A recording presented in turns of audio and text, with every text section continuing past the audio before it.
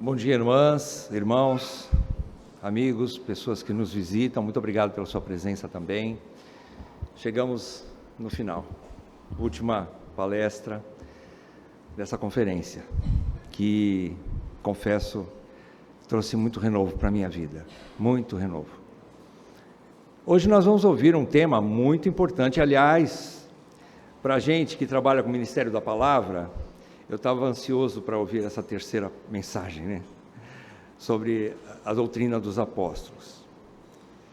Mas eu fui desafiado ontem e me envergonhei e fui realmente atirado no pó quando ouvimos sobre a oração e o quanto isso ainda é falho na minha vida.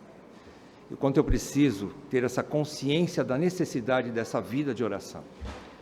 Queridos, que palavra ontem também nós ouvimos sobre a importância. A igreja que vive é uma igreja que ora. Aliás, é uma igreja que ora, que permanece viva.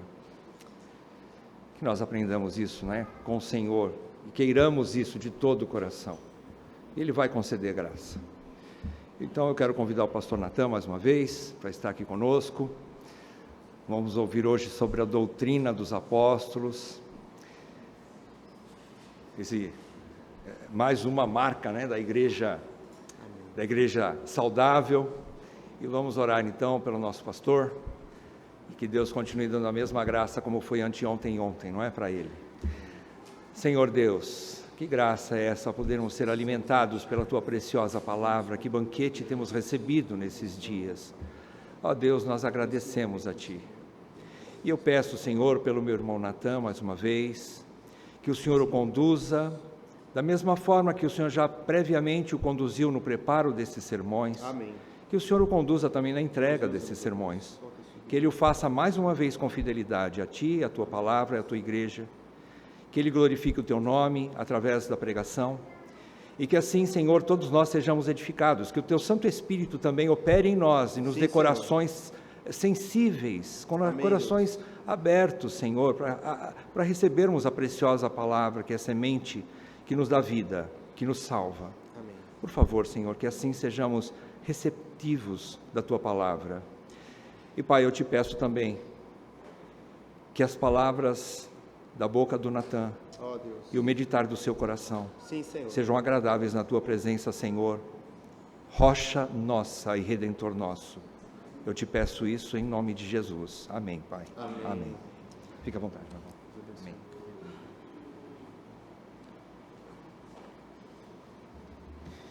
Graças e paz, meus irmãos. Amém. Dormiram bem? Amém. Que coisa boa. Quero aqui mais uma vez agradecer esse convite tão nobre, né, que nós recebemos para estar aqui com vocês nesses dias. Foi um tempo muito agradável, apesar de rápido, né? Mas foi muito bom para nós poder estar com vocês, compartilhar, rir, conversar, conhecer, né, essa igreja tão amada, tão amável também, né? Então vocês são muito amáveis, tá? Muito obrigado pela gentileza, por todo o carinho. Que o nosso Deus possa retribuir a cada um de vocês, que vocês possam florescer cada vez mais no Evangelho de Cristo Jesus. Você já memorizou o versículo 42? Não vai abrir não, né? Vamos juntos? E perseveravam... Tira a cola aí.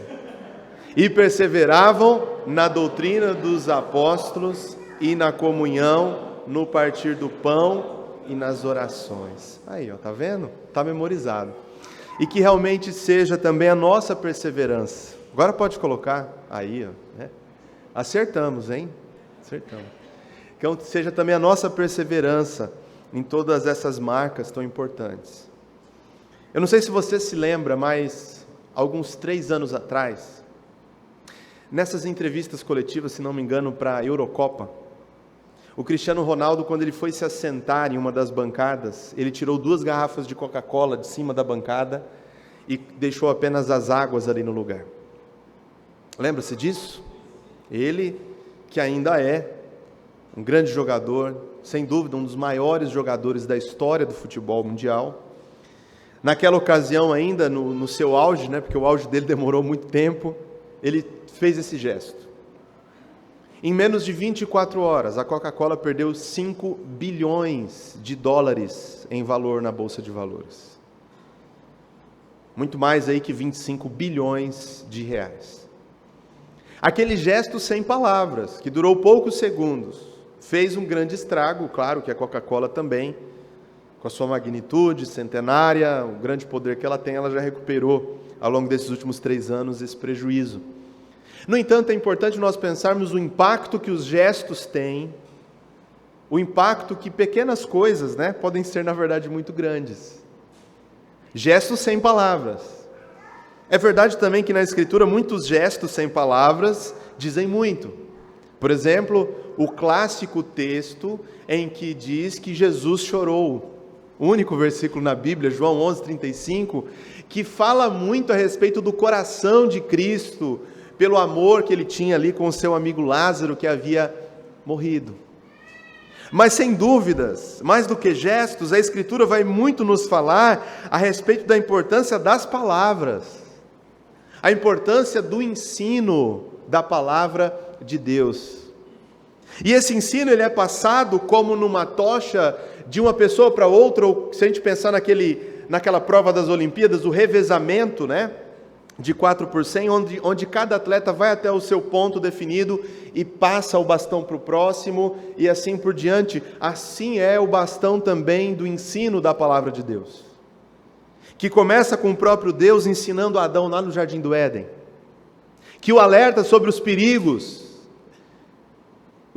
do jardim, onde havia ali um enganador, a antiga serpente já estava lá presente. Posteriormente, o Senhor continua ensinando Adão e toda a sua descendência, transmite a sua palavra a Noé, transmite a sua palavra a Abraão, a Isaac, a Jacó, fala por intermédio de Moisés, e depois de tantos e tantos profetas no Antigo Testamento, isso nós vemos o ensino da palavra de Deus, até que chegamos na própria pessoa do Senhor Jesus Cristo, aquele que é o profeta por excelência, profetizado no Antigo Testamento, em Deuteronômio: virá um profeta dentre vós que é distinto de todos os outros.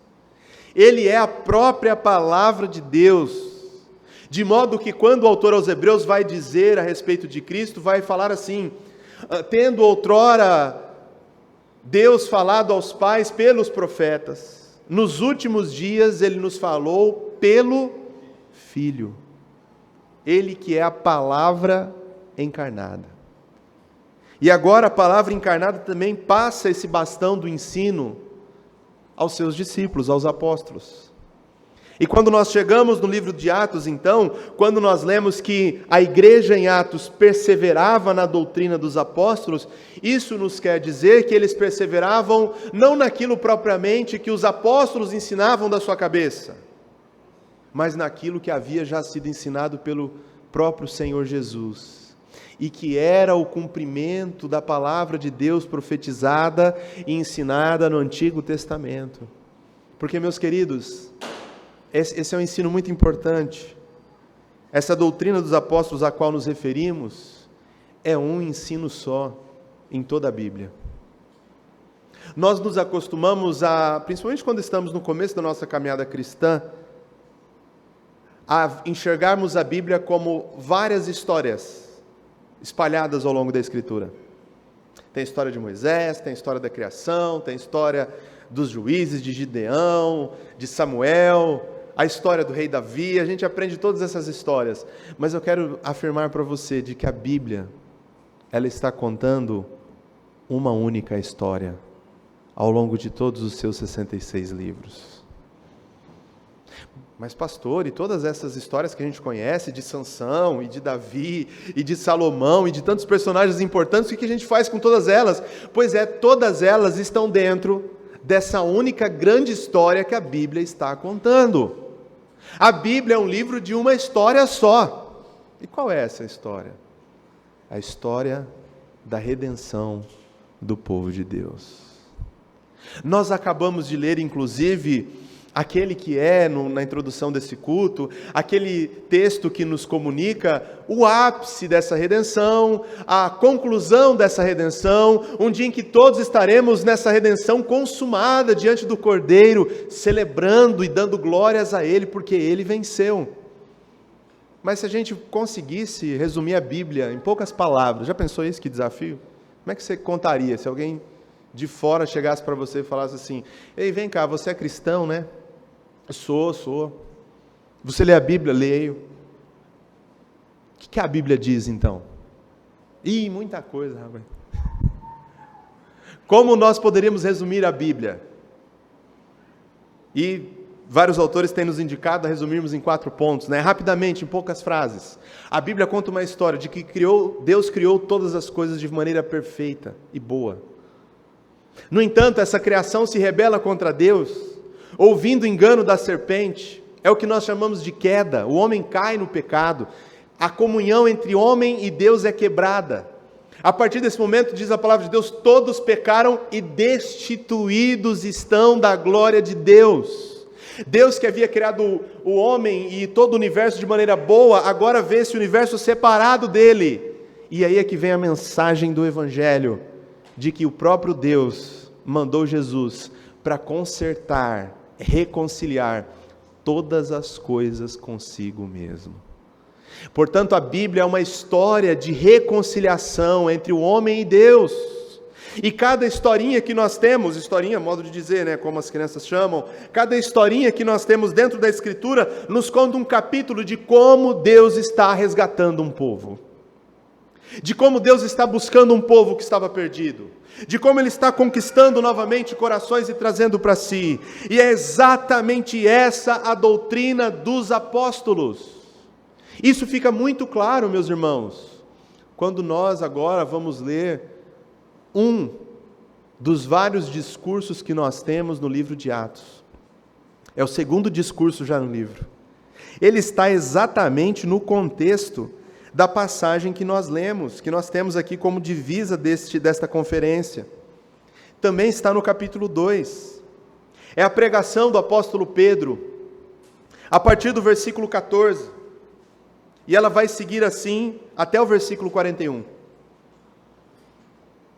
Nós temos uma primeira parte do versículo 14 até o versículo 21. Atos 2, do 14 ao 21.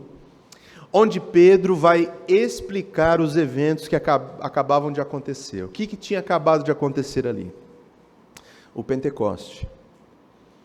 Ele relaciona então as profecias do Antigo Testamento, especialmente a profecia de Joel, para dizer aquilo que está acontecendo hoje é o que o profeta Joel profetizou.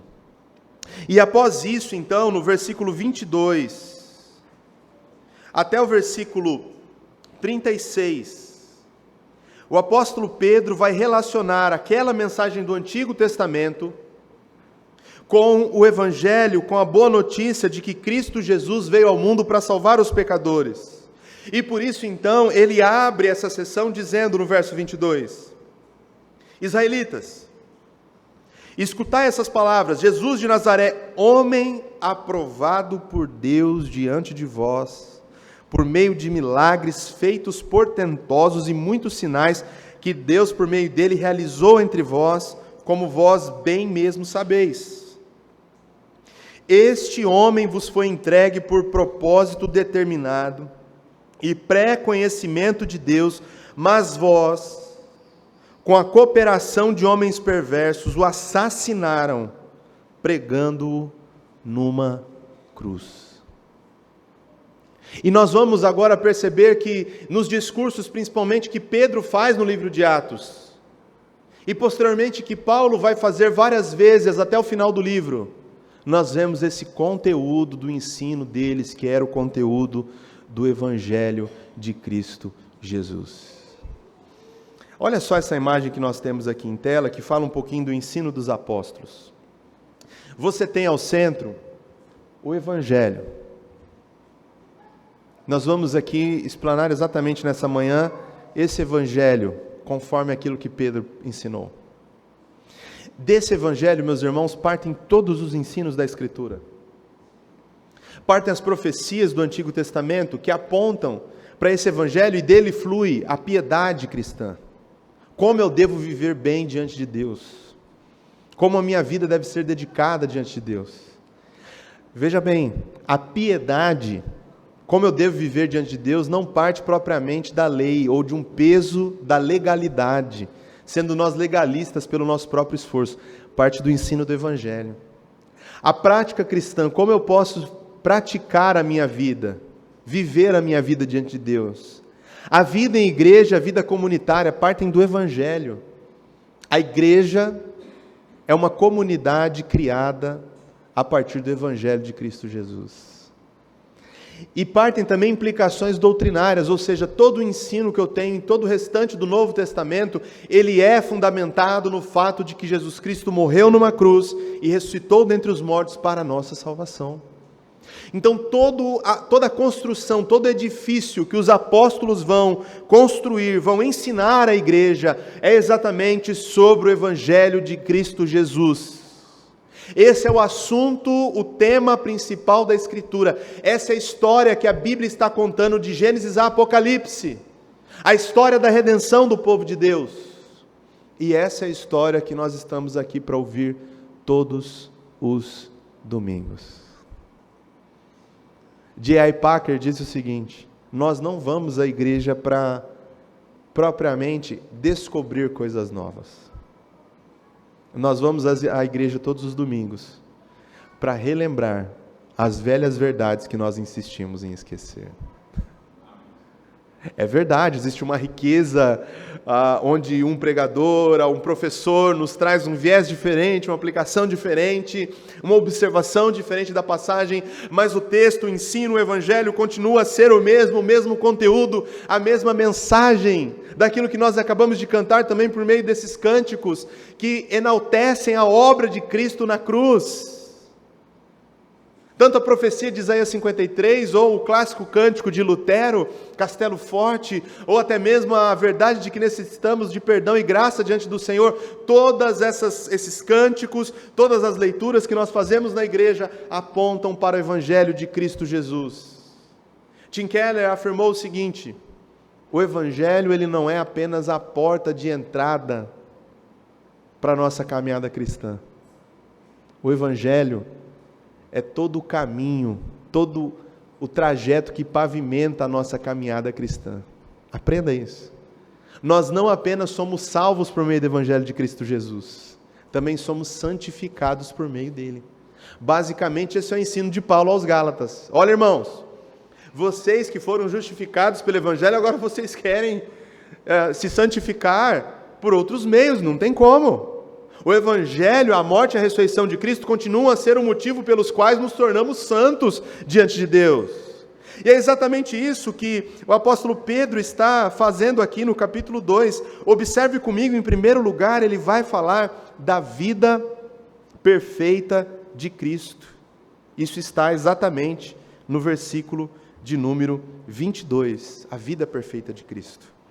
Este é, meus irmãos, em toda a pregação de Pedro, um ensino trinitário, porque nessa pregação ele revela a obra do Pai, enviando o seu Filho Jesus Cristo, que pagou o preço perfeito lá naquela cruz, e a obra do Espírito Santo na redenção. Aliás, esse era o grande motivo de Pedro estar ali pregando diante daquela multidão, era o fato de que o Espírito Santo havia descido até eles, e ele estava agora explanando quem era esse Espírito Santo.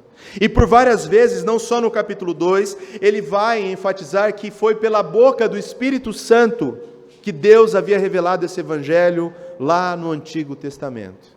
Mas aqui está um aspecto muito importante do ensino apostólico, do ensino bíblico. O Evangelho nos ensina que Jesus viveu uma vida perfeita, sem pecado. Você percebeu que Pedro diz isso quando ele fala assim, um homem aprovado por Deus. E vários autores bíblicos, tanto na primeira carta de Pedro, Hebreus também vai nos dizer muito a respeito disso, o fato de que Jesus ele cumpriu perfeitamente a lei. Ele não veio, como ele próprio diz, para negar, abrogar a lei, ele veio para cumpri-la.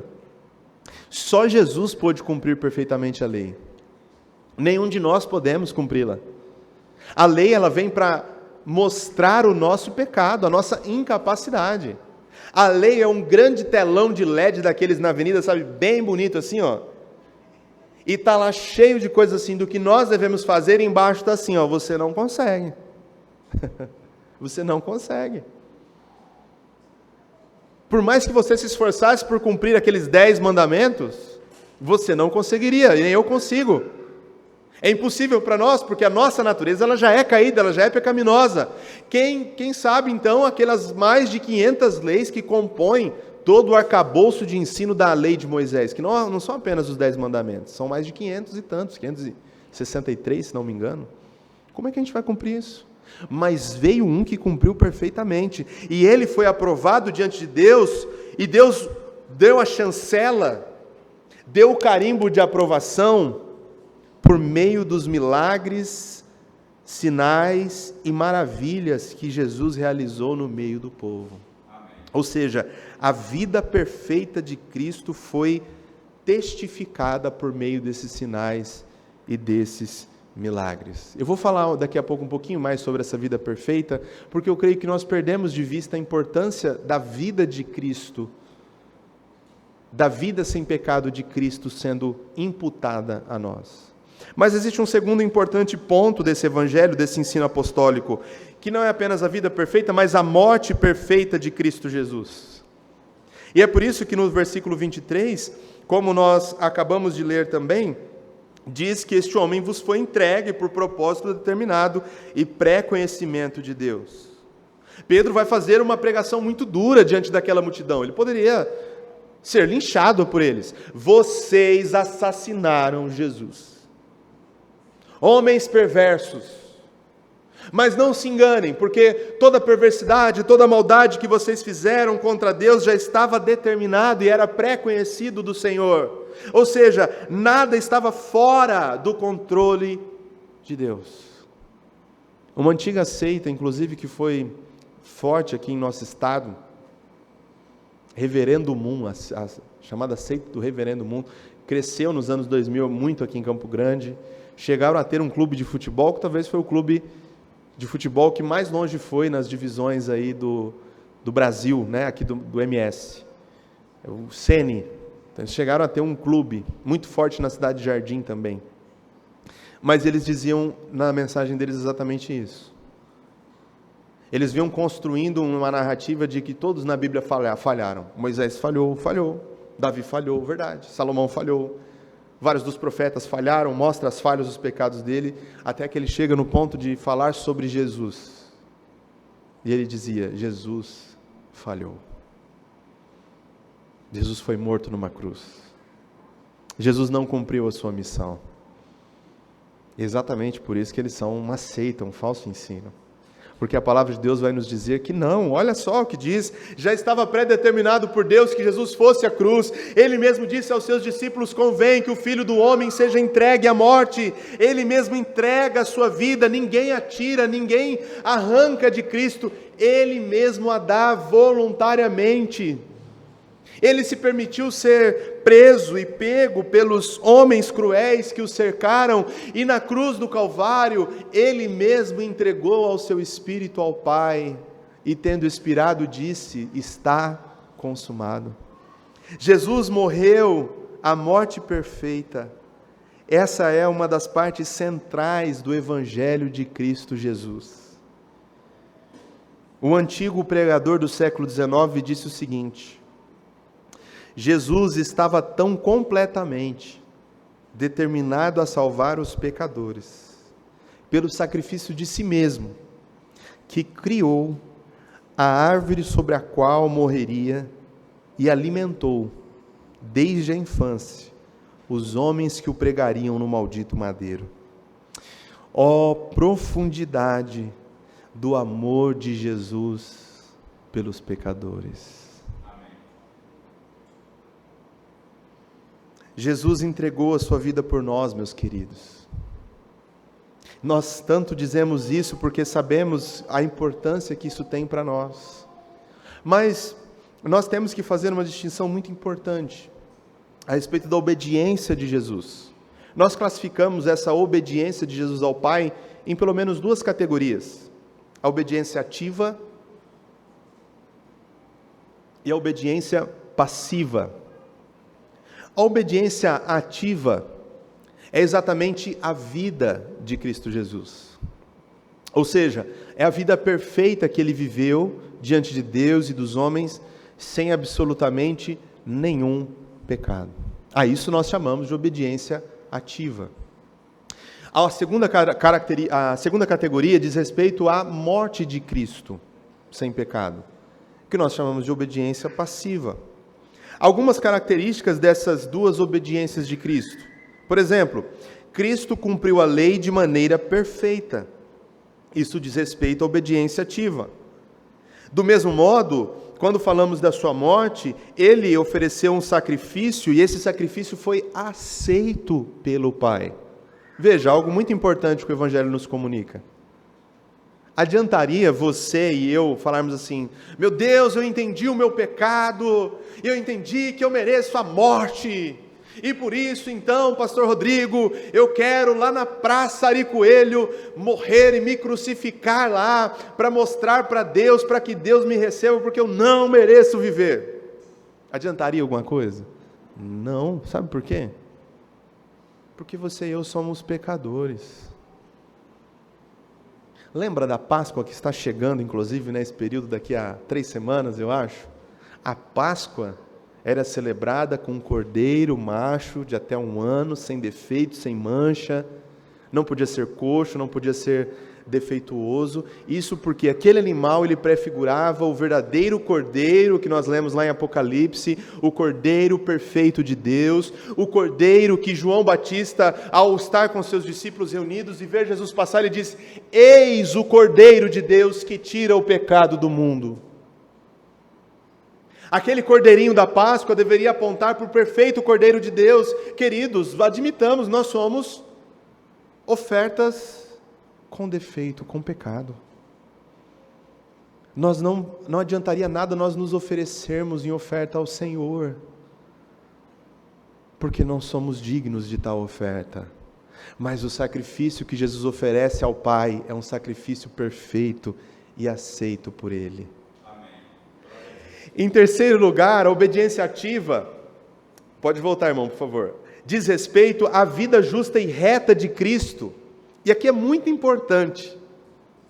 Nós costumamos falar daquilo que é a morte vicária de Cristo. O que quer dizer a morte vicária? É a morte substitutiva, ok? Jesus, ele morre a morte em nosso lugar. Ele paga a pena em nosso lugar. Imagine um tribunal em que você é convocado justamente porque confessou e foi flagrante de um crime. Você se assenta diante do juiz. Você merece pagar aquela pena. Na lei de Deus, Jesus Cristo pode ser o nosso substituto. Ele fala assim: Natan, dá licença aí desse banco. Eu mesmo vou me assentar no banco dos réus em seu lugar. E eu vou sofrer a pena que você deveria sofrer. Isso é a morte vicária de Cristo. Jesus nos substitui. Ele paga a pena em nosso lugar. E onde ele fez isso? Lá no madeiro, lá na cruz do Calvário. Era para que eu sofresse aquela morte, a condenação eterna. Ele sofreu em meu lugar. Glória a Deus. No entanto, todo pecado vai ter uma condenação, vai ter uma sentença. E é exatamente por isso que aqueles que não creem em Cristo, não têm Cristo por Salvador, é que vão pagar eternamente pelo seu pecado. Porque Cristo não pagou a pena deles. Mas se você confessa Cristo como Senhor e Salvador da sua vida, Ele é seu substituto. Ele morre em seu lugar. Olha que troca maravilhosa. No entanto, nós perdemos de vista que não apenas a morte de Cristo é imputada a nós, mas a vida justa e reta de Cristo também é imputada a nós. Olha que coisa maravilhosa do Evangelho. Não apenas Cristo morreu a morte que eu deveria morrer, mas Ele viveu a vida que eu não consigo viver. Entende? Então essa é a grande beleza da obediência de Cristo e a necessidade pela qual Ele deveria viver de maneira perfeita, para assim dar crédito à sua morte ser considerada diante do Pai. Mas ambas as obediências são recebidas somente por um meio, por intermédio da fé em Cristo Jesus. O que é fé? A fé, ela não é um pensamento positivo, ok? Muitos de nós aprendemos isso. Às vezes você vem de outro contexto evangélico e você aprende. Você tem que ter fé, meu irmão. Você está com um Chevette 78 na sua garagem, você tem que ter fé para o Senhor te dar um HRV 2025, modelo 26. Creia nessa promessa. Receba e determine e declare: eu vou ter meu carro novo. Em nome de Jesus. Não é assim? Isso não é a fé salvífica. O que é fé? A fé é a confiança de que Jesus fez aquilo que nós não podíamos fazer. Ele viveu a vida perfeita em nosso lugar. Ele pagou a pena do pecado em nosso lugar. E eu confio a minha vida a Ele, sabendo que só Ele é poderoso para me salvar. Amém. Essa é a fé salvífica. É a firme confiança no Senhor Jesus. É como nós cantamos aqui, né? De mãos vazias. Essa é uma imagem bastante puritana, né? Do século 17. Eles expressavam a fé assim: fé é você chegar de mãos vazias a Deus. Olha como é que o nosso raciocínio humanista, né? A gente chega para Deus querendo oferecer sempre alguma coisa em troca. Mas na salvação é o contrário. Você chega estendendo as suas mãos para Deus e com as mãos vazias. E Deus olha assim: meu filho, você está com as mãos abanando? Você fala: eu estou. Porque eu estou aqui porque eu não tenho nada a te oferecer. Apenas recebo a tua graça e confio plenamente naquilo que Jesus fez por mim na cruz. Isso é fé. É a firme confiança no Senhor. E nós recebemos então e somos revestidos dessa obediência de Cristo. Olha que coisa linda. Você é revestido da obediência de Cristo. Ele imputa sobre você. Você, vamos dizer assim, é banhado com essa justiça. É banhado com essa obediência. De modo que, quando Deus te vê, Ele não te vê por intermédio apenas dos seus pecados. Seria terrível. Mas Ele nos vê por meio da obediência perfeita de Cristo. Amém. Olha que alento que nós temos diante de Deus. Essa é uma imagem muito bíblica. Revestir-se. Pedro vai falar também sobre isso na sua epístola. Revestidos da justiça de Cristo. É maravilhoso podermos saber que recebemos isso por meio da fé. Mas se eu disse a você que a vida perfeita, a obediência ativa, é uma parte esquecida do Evangelho, eu acho que a gente tem esquecido uma outra parte também. E é muito importante nós considerarmos ela. Porque, pasme, Atos vai falar mais desse terceiro pilar do ensino apostólico do que da morte de Cristo. E é a sua ressurreição. Pedro vai gastar, observe aí, você consegue ver inclusive nessa imagem, né? Ele vai gastar um versículo para falar, uma frase, né? Para falar da obediência de Cristo, da vida dele, mais duas frases para falar da morte, mas agora ele vai fazer um tratado sobre a ressurreição. E isso, meus irmãos, vai ser uma constante no livro de Atos. É maravilhoso ver como a ressurreição se desdobra, e a ressurreição, nas pregações em Atos, se torna a espinha dorsal do Evangelho. A ressurreição é o motivo pelo qual eles são perseguidos.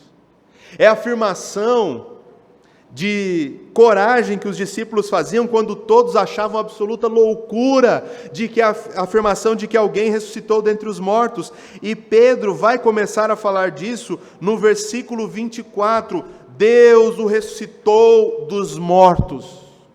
Olha essa linguagem poética que ele vai usar agora, hein? Rompendo os laços da morte, porque era impossível que a morte o retivesse. Nossa, deveria virar estampa de camiseta essa frase, né? Lindíssima. Rompendo os laços da morte, porque era impossível que a morte o retivesse. Olha como ele fala da ressurreição. Ele vai relacionar essa ressurreição dizendo assim: não é fato novo não, meus queridos conterrâneos israelitas. Vocês são conhecedores do Antigo Testamento. Sabe quem havia falado dessa ressurreição de Jesus? O nosso querido, amado rei Davi. Verso 26, ele vai dizer assim a respeito da citação de Davi: eu sempre vi o Senhor diante de mim, porque está à minha direita, por esse motivo meu coração está alegre, a minha língua exulta, o meu corpo também repousará em esperança, porque tu não me abandonarás no sepulcro, nem permitirás que o teu santo sofra decomposição. Tu me fizeste conhecer o caminho da vida, e me encherás de alegria na tua presença. O que ele está fazendo? Citando o Salmo 16 e dizendo, lá nos Salmos, Davi já havia profetizado a ressurreição de Cristo Jesus. Ele está mostrando que ali já estava afirmando que Jesus não sofreria decomposição, como de fato não sofreu.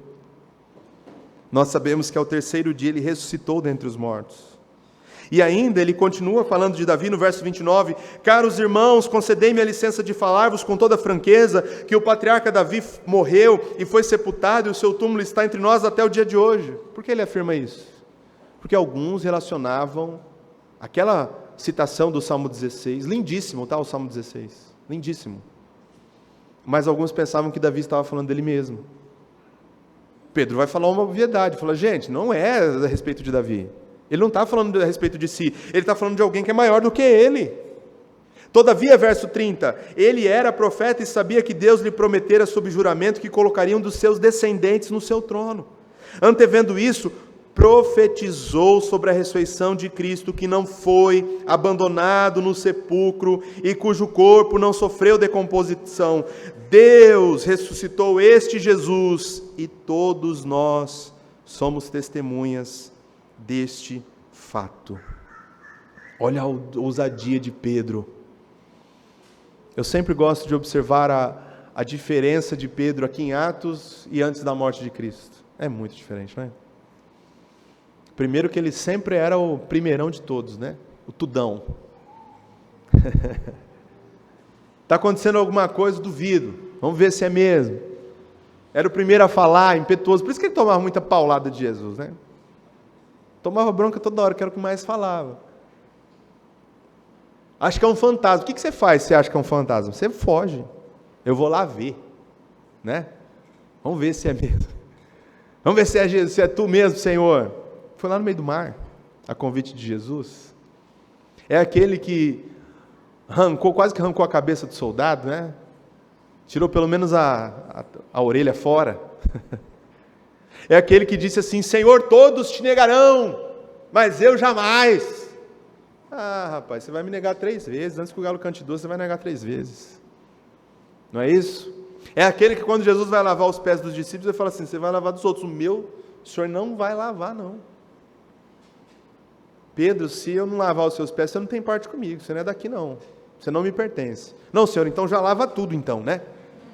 Não é assim? Então vai, faz o serviço completo, a gariba completa, exagerado.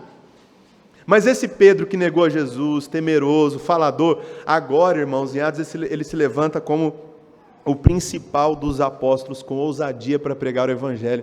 Ele é aquele que coloca a mão na cara dos ouvintes e vai dizer assim para o povo de Israel que havia crucificado Jesus. Vocês assassinaram Jesus. E agora ele vai dizer o seguinte a respeito da ressurreição, que muitos estavam duvidando. Nós somos testemunhas disso. Vocês são habitantes de Jerusalém.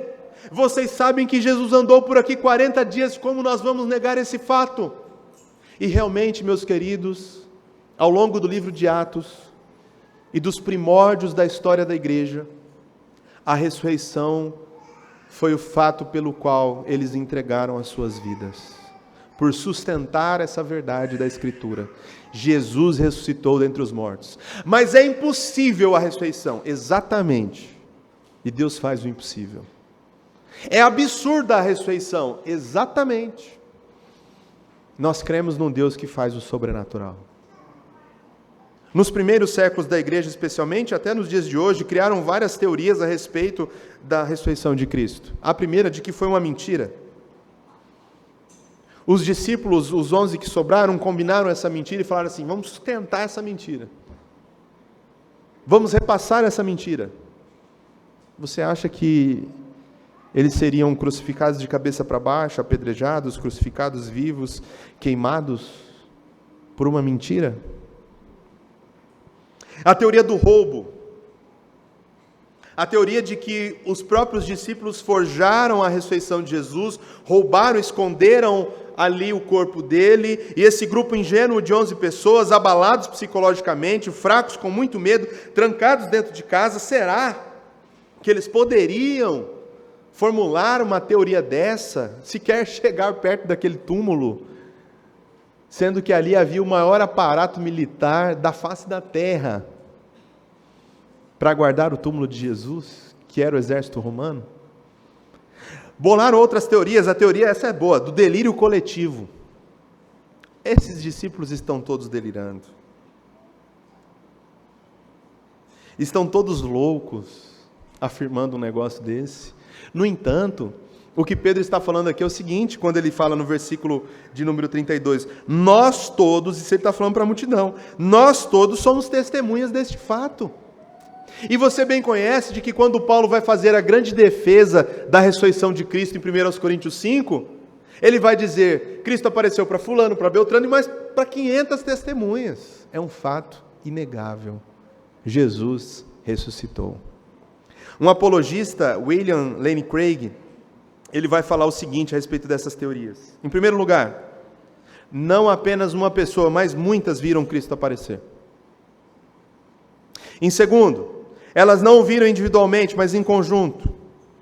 Importante. Em terceiro lugar, elas não o viram aparecer apenas uma, mas várias vezes. Em quarto, elas não apenas o viram, mas também o tocaram, conversaram e comeram com ele. Em quinto lugar, e decisivamente, a hipótese do entusiasmo religioso não explica a não apresentação do corpo. Ou seja, Jesus verdadeiramente ressuscitou, e os apóstolos sustentaram essa verdade por meio da sua pregação, e mais, irmãos, não apenas por meio de discursos, porque a doutrina dos apóstolos, esse ensino que recebemos, não pode ser sustentado apenas em palavras, mas eles entregaram a própria vida por essa verdade do Evangelho, a verdade de que sim, Jesus Cristo ressuscitou dentre os mortos para a nossa justificação, e é isso que constitui a ressurreição como centro, como a espinha dorsal do ensino apostólico no livro de Atos, por exemplo, como afirmação da ressurreição como o poder de Deus na salvação. É isso que eles afirmavam. Em segundo, a ressurreição como parte fundamental na obra da redenção. Isso é muito importante. Igreja, aqui um alerta para todos nós. Nós falamos pouco sobre a ressurreição. Repito, os discursos em Atos falam muito mais da ressurreição do que da morte. Evidente, a ressurreição pressupõe a morte, né? Não tem como ressuscitar aquele que não morreu. Mas o que queremos dizer é que no ensino de Pedro e de Paulo, especialmente, que são os ensinos majoritários em Atos, eles sustentam muito mais a ressurreição, explanam muito mais ela. A ressurreição, queridos, é o brado de vitória de Cristo sobre a morte. Amém. Cristo venceu a morte. É a iniciação, é a estreia do novo mundo. Assim que se aquele que está em Cristo, nova criatura é. Nós temos a promessa de que um dia estaremos num novo céu, numa nova terra, numa nova Jerusalém, e tudo isso é possível porque Cristo ressuscitou dentre os mortos. Amém. E porque Ele ressuscitou, nós que estivermos com Ele, nós que estamos nele, ressuscitaremos também. É o brado de Cristo sobre a morte. É por isso que Paulo, em 1 Coríntios 15, vai perguntar, morte, onde está a sua arma? Onde está o seu aguilhão? Você foi vencida. A ressurreição é a parte chocante do evangelho sobrenatural. É chocante. Nós afirmamos um evangelho que é uma obra divina, não é meramente humana. E, portanto, aquele que confia sua vida a Cristo tem certeza disso, de que serve a um Deus que faz coisas que estão acima daquilo que é natural, é sobrenatural. É interessante que num desses discursos, quando lá na frente, Atos 25, 19, Festo, que é um governante, ouviu Paulo estava preso, Paulo pede então a intervenção para o rei Agripa, o rei de toda a Palestina, Herodes Agripa. E quando Festo conta ao rei o que ouviu de Paulo, em Atos 25, 19, ele diz assim, tinham, porém, contra ele algumas questões acerca da sua própria superstição. O Festo vai dizer ao rei, o problema dos judeus contra Paulo é que ele tem uma superstição. Qual que é a superstição? De um tal Jesus, que foi morto e que Paulo afirma viver. Ou seja, ele está falando o quê? Esse cara está louco, sei. Ele está, pirado. Tanto é que mais à frente ele vai interromper Paulo e dizer assim, cala-te, você está louco, Paulo, as muitas letras te fazem delirar. Você está afirmando a ressurreição de Jesus, isso é loucura. E é exatamente nesse ponto que em Atos 25, 19 ele vai também falar isso, dessa crença de Paulo, naquele chamado Jesus que estava morto e que ele achava que estava vivendo. Mas era exatamente isso que os apóstolos afirmavam, a ressurreição de Cristo. E existe uma quarta importantíssima parte, e última parte na mensagem de Pedro, em que ele vai falar do fundamento apostólico, do ensino apostólico, é a exaltação de Cristo. Nós temos isso do versículo 33 ao versículo 36, Atos 2, do 33 ao 36. Exaltado à direita de Deus, ele recebeu do Pai o Espírito Santo prometido e derramou o que vós agora vedes e ouvis, porquanto Davi não foi elevado aos céus, mas ele mesmo declarou, o Senhor disse ao meu Senhor, senta-te à minha direita até que eu ponha os teus inimigos como estrado para os teus pés. Sendo assim, que todo o povo de Israel tem absoluta certeza disso. Este Jesus a quem vós crucificastes, Deus o fez Senhor e Cristo. Esse é um distinto e importante ensino apostólico. A exaltação de Cristo Jesus. Ele ascendeu aos céus, ele subiu aos céus. E até hoje ele está lá, aguardando o momento em que voltará para nos buscar. Ele está assentado numa posição de honra, numa posição à destra do Pai. Jesus só pode ser exaltado porque antes se humilhou. Porque antes ele se fez homem, e se fazendo homem foi obediente a Deus Pai até a morte e morte de cruz. E isso é o que diz aquele clássico hino de Filipenses capítulo 2, do 4 ao 9.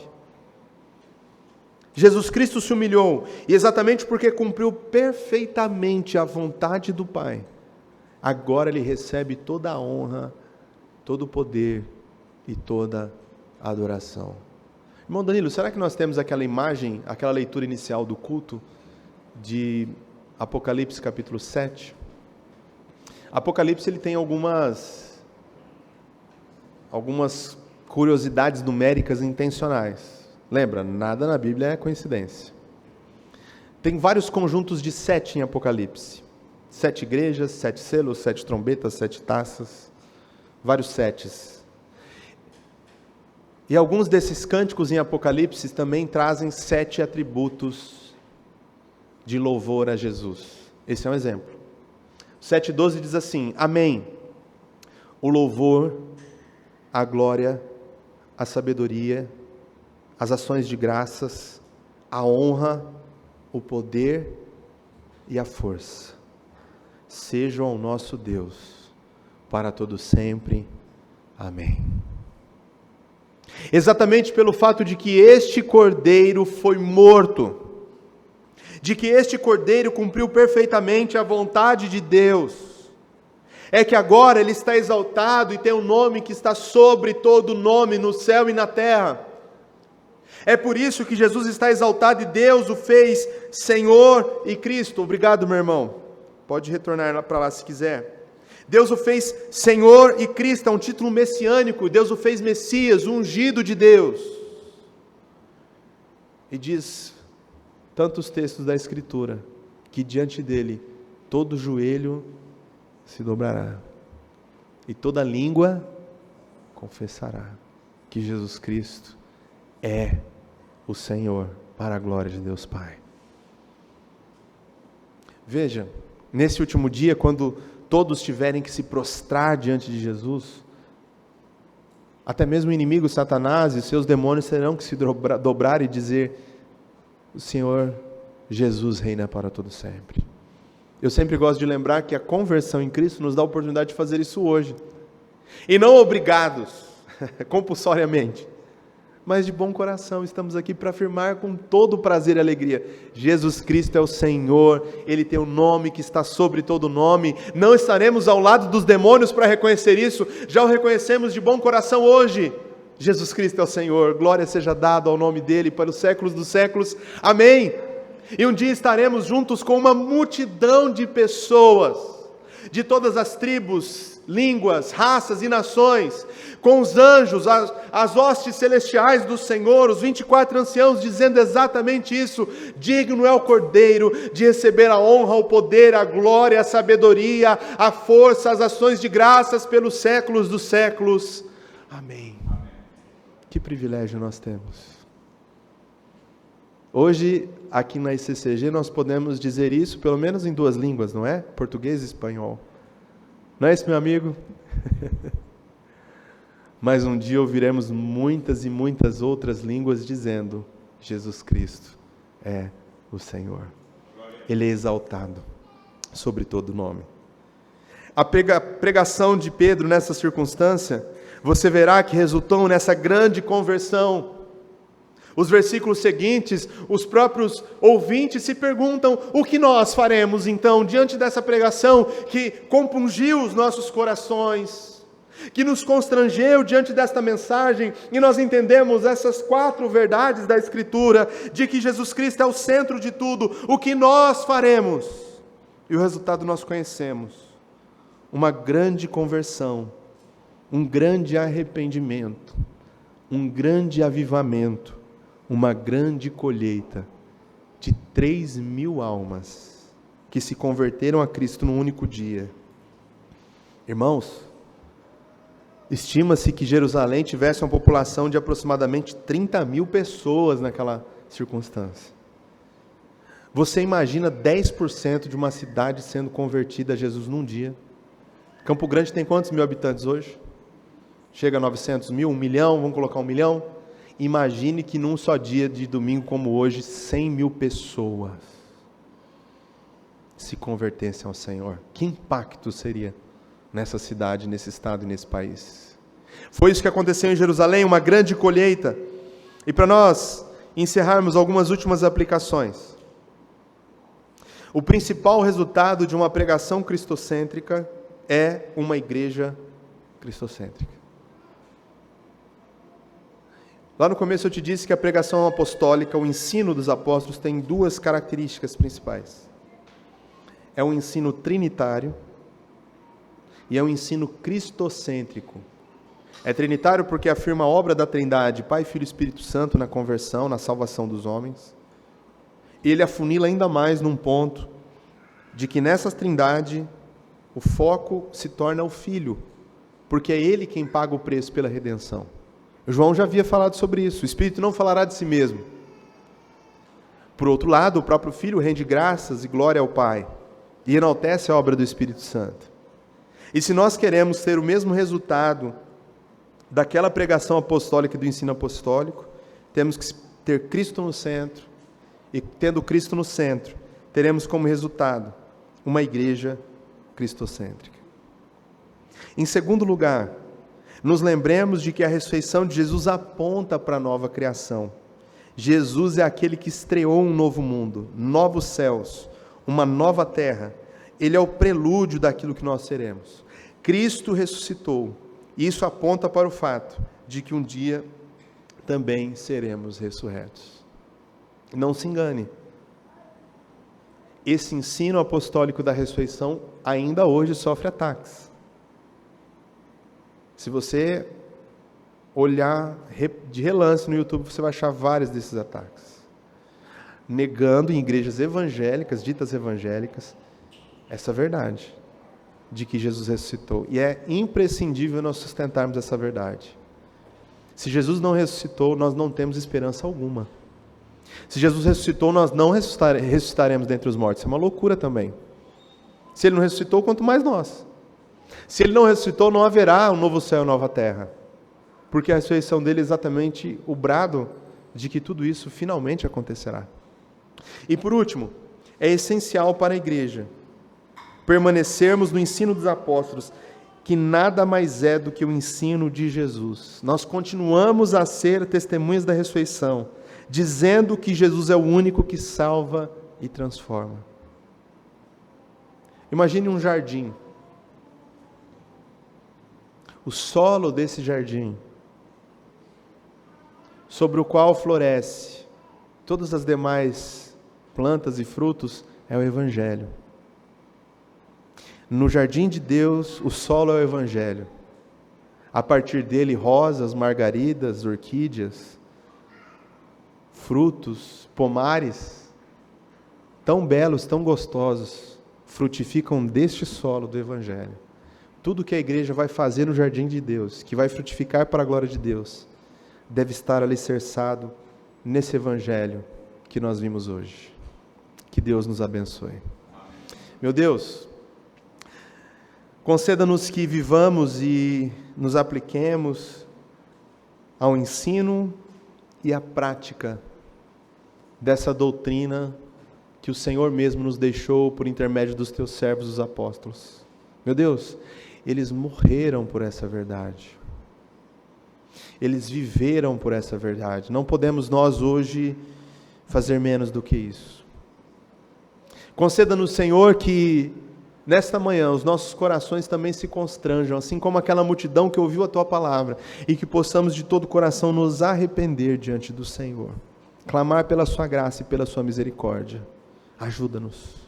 Abençoe essa igreja, que comemore mais 32 anos, ou mais 32 vezes 32 anos. Não estaremos nenhum de nós mais aqui, mas a Tua palavra ficará. Vidas serão salvas e transformadas neste lugar. Derrama a Tua graça sobre lideranças e sobre cada membro aqui, aqueles que estão e aqueles que ainda chegarão, porque cremos no Teu poder. Oramos assim no nome de Jesus. Amém. Deus abençoe, meus queridos. Até mais vê-los. Mais uma vez, obrigado pela oportunidade de estar aqui com vocês.